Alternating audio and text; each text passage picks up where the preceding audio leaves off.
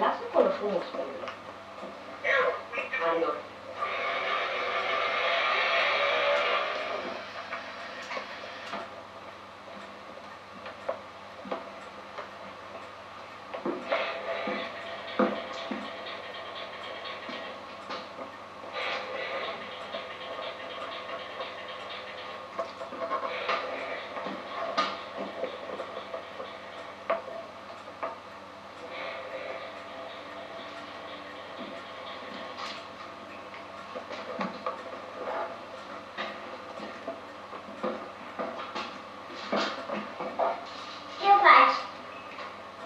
Mă uit pe aici.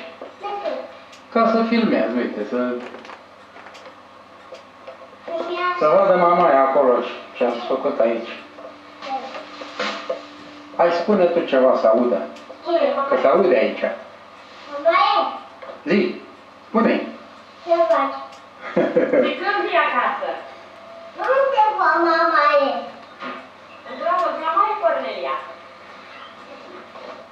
Îi spui? Unde? De la mare Păi Cornelia. el zic că asta ajunge acolo, la ea. Cine? Acolo te pui de la cameră. Ia zic acolo, acolo. Așa. Spune, zi. Ce treabă? Azi ce faci? Spune-i să vii acasă. De vin acasă, mamaie. Vine acasă, mamaie. Zic că cresc mare și eu. Ești mare. Așa.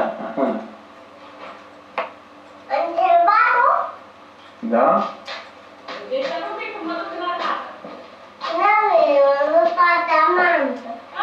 Ia și mușă-l acolo la copii. Păi stai să fac să...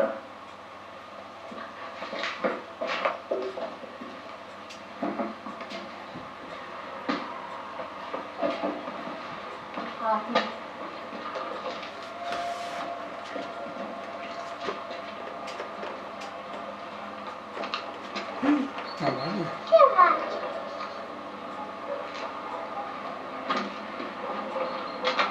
Eu te ceau în nene, eu ce mi-a făcut. Cu mâna. Da. Da. Nu s-a urcat, s-a urcat.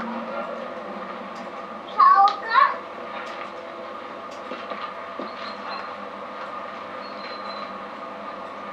Unde faci? Poți unde? Aici, aici. Afară pădure? Aha.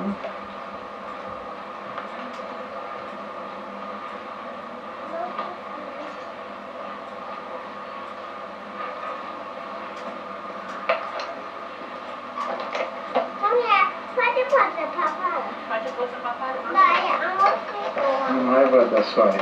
E, da,